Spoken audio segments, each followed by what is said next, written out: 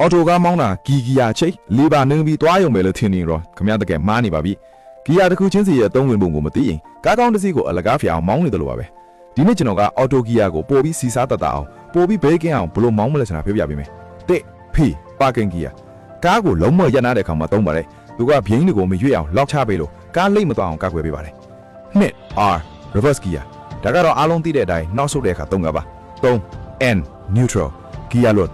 မိပွေမှာခဏရက်တာမျိုးမှာသုံးပါအရေးကြီးဆုံးကကားပြက်လို့ဆွဲရတော့မယ်ဆိုရင် N gear မှာပဲထားပါမယ်တခြား gear မှာထားပြီးဆွဲရင်တော့ gear ပေါက်တစ်ခုလုံးပျက်စီးသွားပါလိမ့်မယ်၄ D drive ရှေ့သွား gear ဒါကတော့ကျွန်တော်တို့အသုံးအများဆုံး gear ပေါ့ပုံမှန်လမ်းနေမှာရှေ့ကိုသွားဖို့သုံးပါတယ်ငါ L low အနင့် gear ဝက်ဝင် gear လို့လည်းခေါ်ကြတယ်တောင်တက်တဲ့ခါဒီနဲ့တက်လို့အားမရဘူးဖြစ်နေရင် L ကိုပြောင်းလိုက်ပါအင်ဂျင်ရုံးကတက်လာပြီးစီစားတတ်တာနဲ့တက်နိုင်ပါလိမ့်မယ်တောင်ဆင်းတဲ့ခါဒါကပိုအရေးကြီးပါတယ်ဒီနဲ့ပဲဆင်းရင် brake ဓာတ်တွေပူပြီး brake ပေါက်တတ်ပါတယ် L ပြောင်းလိုက်ရင် engine brake စနစ်ကြောင့်ကားကအရှိန်ထင်းပေလို့ပူပြီးဘေးကင်းပါတယ်6 S sport gear